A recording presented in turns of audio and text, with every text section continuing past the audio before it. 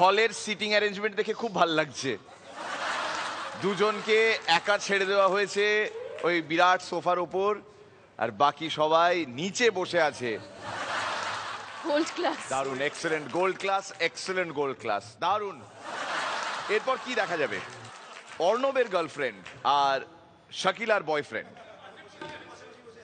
তারা আবার রাগ করে অন্য কোনো একটা, হয়তো হতে পারে ডুমুরজলায়, যে হাওড়া ডুমুরজলায় যেখানে শুটিং হচ্ছে নকল মিরাক্কেলের, সেইখানে কোনো এক সোফার উপর বসে আছে অর্ণবের গার্লফ্রেন্ড আর শাকিলার বয়ফ্রেন্ড, অভিমান করে, রাগ করে। কিন্তু আপনাদের জানিয়ে রাখি, এইটা হলো original Mirakkel, Mirakkel Akkel challenger 6, and we have no branch. না, এটা সেই গাছ নয় যার উপর কালিদাস বসেছিলেন। দেখছো জল কিরকম স্থির হয়ে আছে? ঝড় আসবে, ঝড়, ছোট্ট বেবির ঝড়। কি বললি? এটা সল্টলেক সেন্ট্রাল পার্ক লাগছে তোর? কেমন বুদ্ধি! বাইরে এসছিস চ্যানেলের খরচায়, এইটুকু সম্মান অন্তত দিতে শেখ। আমরা আফ্রিকার জঙ্গলে রয়েছি, আফ্রিকার গহীন জঙ্গলে। আমাদের এই পেছন থেকে একজন বেরিয়ে আসবে আর পারফর্ম করবে। আচ্ছা আচ্ছা, সেই পারফর্মারকে সবাই মিলে বিরাট হাততালি দিয়ে ওয়েলকাম করবে। ছত্রাবাইদ বাঁকুড়া থেকে প্লিজ ওয়েলকাম অর্পণ বিচ্ছু গোস্বামী।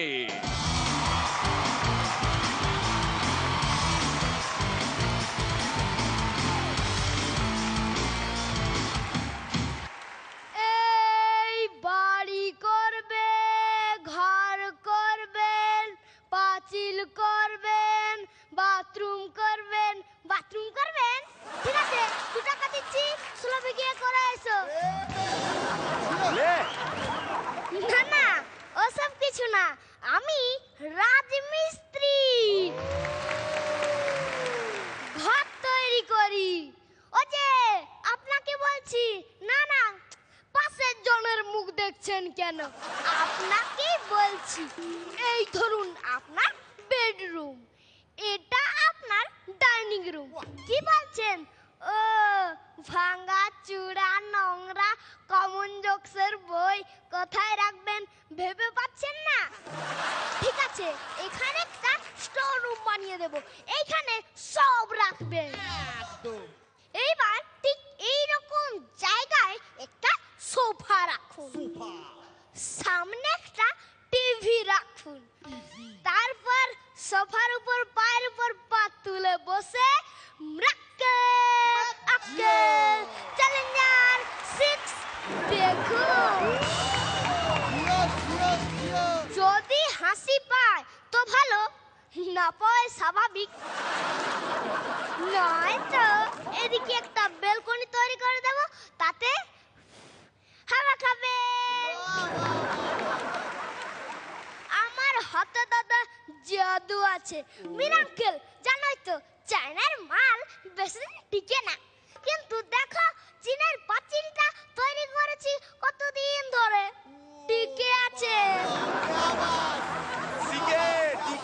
বুঝলে রানী আঙ্কেল, আমরা এমনি এমনি মিস্ত্রি নই, আমার পূর্বপুরুষরা মোগল আমল থেকে এই কাজ করে আসছে।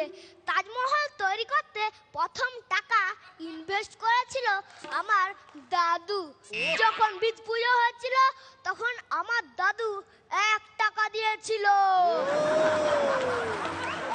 সবাই বলে শাহজাহান ব্যাংক থেকে লোন না নিয়ে তাজমহল বানিয়েছে, কিন্তু আমার বড় দাদু, মেজ দাদু, শেষ দাদু, দাদু, ডট দাদু, dot dot dot dot dot দাদু, dot dot dot dot dot dot dot ছোট দাদু, এরা ভিত পূজার সময় যে টাকাগুলো দিয়েছিল সেগুলো একবার কেউ হিসাব করে দেখেছে?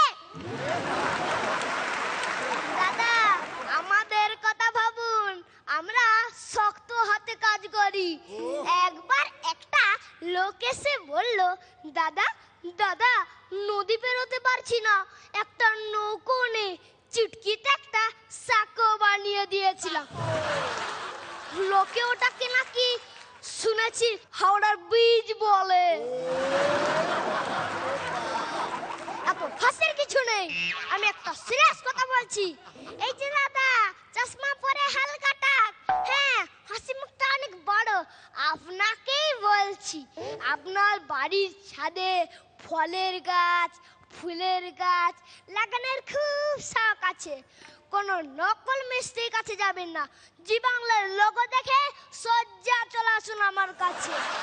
একবারই এক জায়গায় এরকম গাছপালা লাগিয়েছিলাম, বিশ্বাস না হলে ইতিহাস বই খুলুন, দেখুন লেখা আছে বেবিলনের ঝুলন্ত উদ্যান।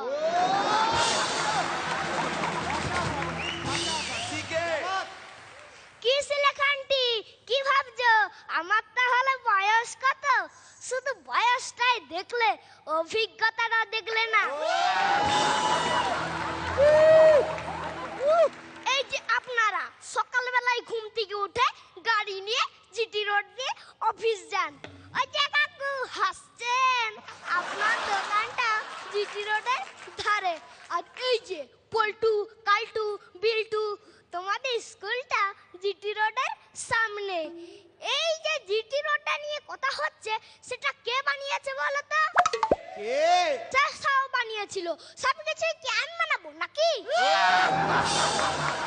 ওই, একদিন দাওয়ায় বসে চা খাচ্ছি, এক ভদ্রলোক এসে বললেন, বন্ধু আমার বাড়িতে একটা তুলসী মঞ্চ বানিয়ে দিবি? একই লাইনে লোক, না করতে পারলাম না।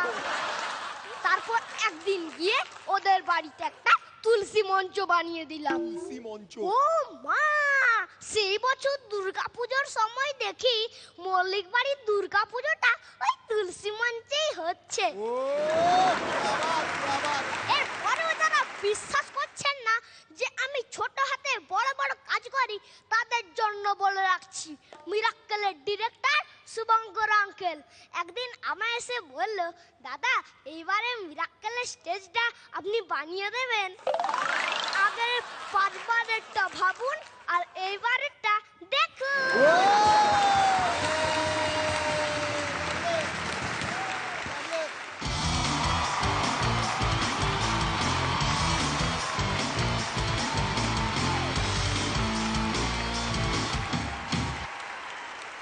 পরান্দা ওরে বাবা। ছোট্টটা কি এনার্জি। শ্রীলেখা, ও এটা মুখস্থ করে বলেছে, এবং যারা ওকে গ্রুম করেছে, আই মাস্ট সে, মানে ক্লাপস টু ইউ টু। ভীষণ ভালো হয়েছে। হ্যালো, এই যে চলে এসো।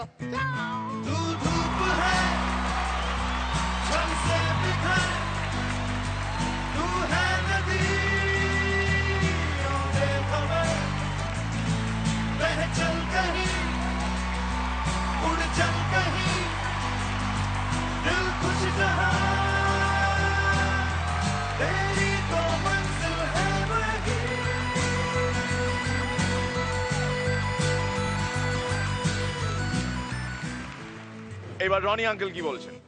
তোর পারফরমেন্সের জন্য আমার কাছ থেকেও এটা প্রাপ্য।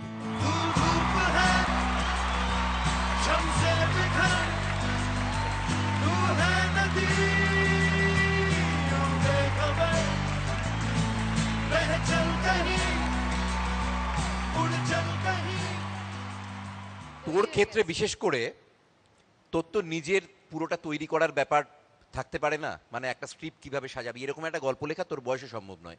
তুই পারফরমেন্সটা 100% দিয়ে করতে পারিস, সেটা তুই করেছিস। অভিনয় করে তোর অদ্ভুত মিষ্টি উচ্চারণ দিয়ে এবং সমস্ত গ্রেস নিয়ে, কোথাও একটু জড়ায়নি, কোথাও অপরিষ্কার লাগেনি, একদম ক্ল্যারিটি দিয়ে একটা ছবি তৈরি করে দিয়েছিস, এবং সেই পারফরমেন্সের দিক থেকে তুই 100-তে 100। क्या बात, क्या बात, क्या बात। কেমন লাগছে সবাই মিলে বলছে?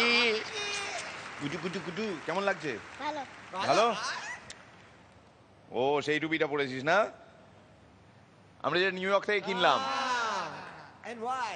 Yeah. বাপরে কি জেদ, সে বাজারে গিয়ে 5th অ্যাভিনিউতে শপিং করছিলাম আমরা।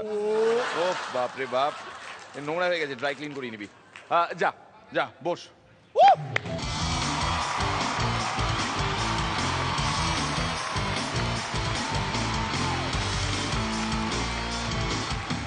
অর্পণের মতো ছোট্ট বিচ্ছুদের জন্য তো বটেই, শ্রীলেখার জন্য একটা ইন্টেলিজেন্ট জোক Okay. আমার ভাগ্নে বাবির কাছ থেকে শেখা। আচ্ছা বাবি। বাবি বাবি আমায় শিখিয়েছে, এটা শ্রীলেখাকে বলার জন্যই শিখিয়েছে। মানে, আন্টি ভীষণ যোগ পছন্দ করে, তুমি ওকে গিয়ে বলবে? বলবে? আচ্ছা বলবো। তো শ্রীলেখার জন্য যোগ। Okay. एक बच्चा जब पैदा हुआ उसका ओजन था 80 केजी। Healthy baby. ওরে বাবা মহাইলদি। सिर्फ 15 दिन में वो 280 केजी हो गया। कैसे कैसे कैसे कैसे कैसे कैसे वो अफ्रीकन हाथी का बच्चा था। ইমপ্রেসড। আমাকে নয়, বাবির জন্য হাততালি দাও সবাই। Miracle